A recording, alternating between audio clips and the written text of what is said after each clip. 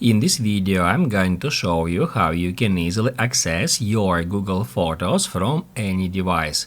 Be sure to watch the video to the very end so you don't make any mistakes. Typically, we enable backup of our photos to Google Photos from our primary phone. However, we can always access these photos from any device.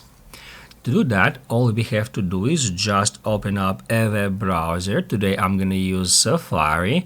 You can open up a web browser on your iOS device, on your Android smartphone, on your PC or Mac. It doesn't matter, because all we have to do is just go to photos.google.com.